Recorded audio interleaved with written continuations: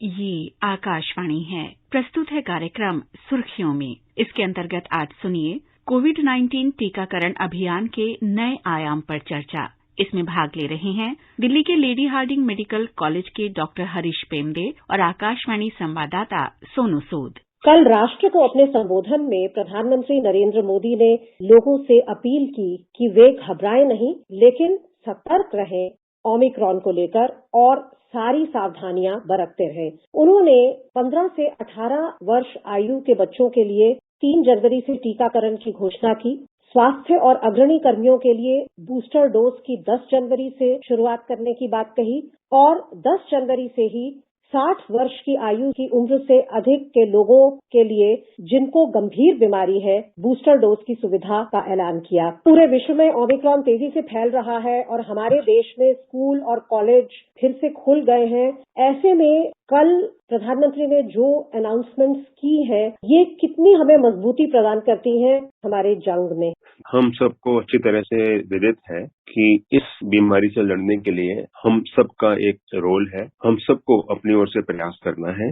वो प्रयासों में शामिल है हम मास्क का उपयोग करें जब भी हम घर से बाहर जाते हैं या कम से कम घर से बाहर निकलें, भीड़ भाड़ से बचें, एक दूसरे से दूरी रखें और अनायास ही बिना आवश्यकता के अपने मुंह पर और दूसरी जगह हाथ न लगाएं, हाथों को साफ रखें। इन सब के साथ साथ एक बहुत महत्वपूर्ण है कि हम जो वैक्सीन है वो अच्छे से अपने को लगवाएं। वयस्क व्यक्ति जो 18 वर्ष से ऊपर के हैं सभी को 2 डोज कम से कम इसकी लगानी चाहिए और बहुत सारे लोगों ने लगवाई भी है। लेकिन ये देखने में आता है कि जो 60 वर्ष से ऊपर के हैं और जिनको कोई न कोई और भी बीमारी साथ में है, जैसे गुर्दे की बीमारी है या लिवर की बीमारी है या डायबिटीज है या कोई और तकलीफें इस तरह की हैं, कैंसर पहले हो चुका है और अब उससे उबर चुके हैं लेकिन फिर भी शरीर कमजोर है, तो ऐसे लोगों में अगर ये कोविड की बीमारी हो जाए तो ज्यादा खतरनाक होती है। ऐसे लोगों में ये भी देखा गया है कि सिर्फ 2 डोज से उतनी प्रतिरोधक क्षमता पैदा नहीं होती है, उनको एक और डोज की आवश्यकता होती है। तो एक और डोज अगर सभी को मिल जाएगी तो कोविड से लड़ने में वो अधिक सक्षम हो जाएंगे, ये तो बिल्कुल निश्चित है। दूसरी ओर हम अगर अपने स्वास्थ्य कर्मियों को देखें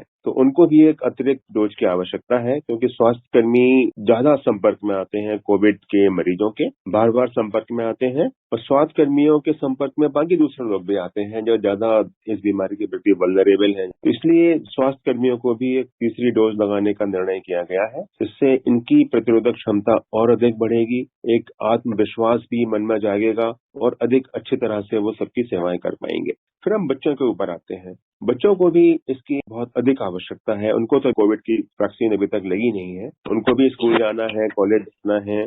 लगभग 2 वर्ष से वो लोग अपने इस सारे जो सामान्य प्रक्रिया है उनके लिए स्कूल जाना, कॉलेज जाना और उनके मानसिक स्वास्थ्य के लिए ये बहुत बहुत आवश्यक है, जो हम नहीं कर पा रहे हैं। तो उनको अगर हम वैक्सीन लगाएंगे तो उनमें भी कोविड की बीमारी होने का खतरा कम हो जाएगा और बहुत अधिक आत्मविश्वास के साथ वो स्कूल जा पाएंगे, कॉलेज जा पाएंगे और ये बच्चे स्कूल कॉलेज जाके वहां से बीमारी घर में भी नहीं लाएंगे, ऐसी आशा की जा रही है। तो सब मिला के कोविड की बीमारी से लड़ने में हमें ये अधिक मजबूती प्रदान करेगा, हमारी क्षमता को बढ़ाएगा और ऐसी उम्मीद हम कर सकते हैं कि जल्दी ही हम इस बीमारी को अपने देश में कंट्रोल कर पाएंगे। दुर्भाग्य की बात है कि कई लोगों में कई भ्रांतियां हैं वैक्सीन को लेकर, उसके साइड इफेक्ट्स को लेकर, जिसके कारण कई लोग वैक्सीन लगाना नहीं चाहते हैं, उससे बचते हैं। ऐसे लोगों के लिए एक डॉक्टर होकर आप क्या मैसेज देना चाहेंगे? देखिए, हम कोई भी काम करते हैं अपनी जिंदगी में, सुबह उठने से लेकर रात के सोने तक, सब में थोड़ा थोड़ा सा रिस्क होता है। हम घर से बाहर निकलते हैं उसमें भी एक रिस्क है, बहुत सारे एक्सीडेंट्स भी होते हैं, लोग बीमार हो जाते हैं। अगर हम कोई सिंपल सी बुखार की दवा खाते हैं, पैरासीटामोल, अगर हम किताब में पढ़ेंगे कि उसके क्या क्या साइड इफेक्ट हो सकते हैं तो वो भी बड़े सारे हो सकते हैं। तो ये जो भी चिकित्सक हैं, वैज्ञानिक हैं, हम इस बात को देखते हैं कि किसी भी एक काम को करने से लाभ अधिक है या उसका नुकसान अधिक है। तो निश्चित रूप से उन्हीं चीजों को सलाह दी जाती है, करने के लिए कहा जाता है जो इनके लाभ अत्यधिक होते हैं, नुकसान की संभावना बहुत कम होती है। जहाँ तक ये वैक्सीन की बात है, मैं ये बड़े दावे के साथ कह सकता हूँ कि वैक्सीन आर सेफेस्ट ड्रग्स। इससे ज्यादा सेफ दवाइयां और कोई होती नहीं है, बहुत सेफ है ये लेने के लिए और सारी चीजों की अच्छे से जांच करके बड़ी सारी रिसर्च इस पर करी जाती है कि वैक्सीन की वजह से कोई नुकसान तो नहीं होगा किसी को। इसलिए आप ये हमेशा पाएंगे कि कोई भी वैक्सीन जब बनती है तो पहले स्वस्थ व्यक्तियों को दी जाती है, उसके बाद वयस्कों को दी जाती है। जब ये सुनिश्चित हो जाता है कि उसकी वजह से कोई तकलीफ नहीं हो रही है, कोई साइड इफेक्ट नहीं हो रहे हैं, तब हम बच्चों में आते हैं। ऐसा ही कोविड वैक्सीन में भी किया गया है। अब देखिए सारे वयस्कों को लग गई है वैक्सीन, उसके बाद अब बच्चों के लिए खोली गई है, क्योंकि इतना सारा अनुभव है इस वैक्सीन के बाद। इतनी डोजेज तो किसी भी और वैक्सीन की कभी नहीं दी गई दुनिया में। इस अनुभव से हमने सीखा है कि वैक्सीन नुकसानदायक नहीं होती है, तभी ये बच्चों के लिए खोली गई है। तो इसमें कोई ये कहे कि वैक्सीन लेने से नुकसान होगा या फायदा नहीं होगा, तो ये गलत बात है। कोविड की बीमारी का इलाज करने के लिए बहुत अच्छी दवाइयां उपलब्ध नहीं है, ये हमें समझना होगा। कोविड की बीमारी होने के बाद हम केवल एक तरह का सपोर्टिव ट्रीटमेंट ही करते हैं। ऑक्सीजन की कमी हो रही है तो ऑक्सीजन दे दिया, बुखार आ रहा था बुखार की दवा दे दी। बहुत ज्यादा दवाइयां वायरल डिसीज से लड़ने की हमारे पास कारगर दवाइयां होती नहीं है। इसलिए सबसे बेहतर है कि इस बीमारी से बचाव किया जाए। बचाव के वही साधन है, हाथ धोएं, दूर रखें, मास्क लगाएं और वैक्सीन लगवाएं। अगर हम वैक्सीन नहीं लगवाएंगे तो गंभीर बीमारी से होने का खतरा हमारे पास बना रहेगा। गंभीर बीमारी से अपंगता भी हो सकती है, मृत्यु भी हो सकती है। वो सारे खतरे हमारे लिए बने रहेंगे। वैक्सीन बिल्कुल सेफ है, इसके नुकसान नहीं होते हैं, छोटे मोटे साइड इफेक्ट होते हैं 1-2 दिन के लिए, वो आमतौर पर ठीक हो जाते हैं। अधिकांश लोगों में, बहुत बड़ा परसेंटेज है, इनमें कोई भी तकलीफ नहीं होती है और ये बिल्कुल सुरक्षित वैक्सीन है। सबको जो भी इसके लिए एलिजिबल हैं, वयस्क हैं, बच्चे हैं, सबको ये जरूर लेना चाहिए। खास तौर पर मैं कहना चाहूंगा जो गर्भवती महिलाएं हैं या जो गर्भ के लिए प्लान कर रहे हैं, सोच रहे हैं कि हम गर्भवती हो के हमारा एक बच्चा हो, उन सबको भी इस वैक्सीन को जरूर लेना चाहिए।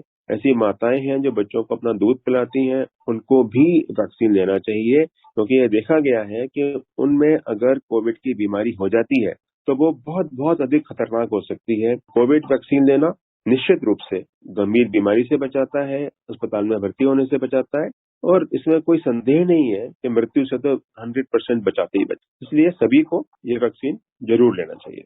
सरकार ने जो कदम उठाए हैं, ये जो टीकाकरण अभियान इतना विशाल चला है और उसको गति देने की अब पूरी कोशिश की जा रही है ताकि जल्दी से जल्दी वैक्सीनेशन हो जाए। और मल्टी डिसिप्लिनरी टीम्स जो है वो 10 राज्यों में गए हैं जहां पर वैक्सीनेशन के रेट्स लो हैं, ये पता करने के लिए कि ऐसा क्यों है और उसका हल निकालने के लिए नाइट कर्फ्यू लगाए गए हैं। कई राज्य हैं वहां पर जो पब्लिक ऑफिसेज हैं या बैंक्स हैं, वहां पर उन्हीं लोगों को प्रवेश की अनुमति है जो पूरी तरह से वैक्सीनेटेड हो। आपको लगता है कि इस तरह के कदम भी बहुत जरूरी है ताकि एक जागरूकता बनी रहे? क्या आपको लगता है कि कुछ और भी किया जाना चाहिए इस जागरूकता को बढ़ाने के लिए? देखिए, अगर हम पिछले कुछ महीनों में अपने सभी का व्यवहार देखें, आचरण देखें, जो हम सबके साथ करते हैं या पब्लिकली जो हम करते हैं, मास्क पहनने में बहुत कमी आ गई है। लोग मास्क नहीं पहन रहे हैं। एक दूसरे से दूरी रखने में बहुत कमी आ गई है। बहुत भीड़ भाड़ भी हो रही है। हाथ धोने वाली बात लगभग खत्म हो गई है। तो ये सारी चीजें ऐसी हैं जो किसी भी इस तरह की महामारी को बढ़ावा देती है। अब सरकार ने कोई कमी नहीं की है। सारे के सारे संदेश वैसे ही हैं, सारे के सारे नियम कायदे कानून वैसे ही हैं, लेकिन ये सारा व्यवहार हमारी आम जनता में ये देखने में आ रहा है। अब कैसे ये संदेश दिया जाए कि ये अब जरूरी है, इसी के तहत ये किया जा रहा है कि नाइट कर्फ्यू लगा दिया या ऐसे लोगों को आने को मना किया जा रहा है जिनको 2 डोज वैक्सीन के नहीं लगे हैं। इससे एक बहुत मजबूत संदेश समाज में जाए कि कोविड की बीमारी खत्म नहीं हुई है, हमें इसका पालन करना है। और देखिए, आपका स्वास्थ्य आपके हाथ में है। बीमारी होगी, तकलीफ होगी तो आपको ही तो होगी। बाकी लोग आपकी मदद कर सकते हैं, लेकिन तकलीफ तो आपको सहनी पड़ेगी। इसलिए खुद का ध्यान रखें, अपने परिवार का ध्यान रखें, इन सबसे बचें और निश्चित रूप से टीकाकरण हमारे कोविड से बीमारी को लड़ने का एक बहुत बहुत महत्वपूर्ण हथियार है। सभी को उपलब्ध है। थोड़ी सी परेशानी जाने आने की होती है, वो तो वैसे भी जाना पड़ेगा, बीमार होंगे तब भी जाना पड़ेगा। टीके को जाके जरूर लगवाएं। जिनको 1 डोज लगाया वो दूसरी डोज लगवाएं और जिनके लिए ये एक तरह का तीसरी डोज खुली है, उनको भी, जो कि इसके लिए एलिजिबल है, उन सबको ये डोज भी लगवाना चाहिए। और अपने बच्चों को जरूर लगवाने भेजें 15 से 18 वर्ष के लिए, जो अगले सोमवार से 3 जनवरी से ये शुरू होने वाला है। इसमें सहयोग करें और सभी लोग टीका लगवाएं। सर, इस उपयोगी चर्चा के लिए आपका बहुत बहुत धन्यवाद। नमस्कार। अभी आप सुन रहे थे कोविड-19 टीकाकरण अभियान के नए आयाम पर चर्चा, जिसमें भाग ले रहे थे दिल्ली के लेडी हार्डिंग मेडिकल कॉलेज के डॉक्टर हरीश पेमडे और आकाशवाणी संवाददाता सोनू सूद। ये कार्यक्रम आकाशवाणी के समाचार सेवा प्रभाग द्वारा प्रस्तुत किया गया। इसे आप हमारे mobile app news on AIR और YouTube channel news on AIR official पर भी सुन सकते हैं। इस कार्यक्रम के संबंध में अपनी प्रतिक्रिया आप हमें ईमेल कर सकते हैं। पता है AIRNSDtalks@gmail.com।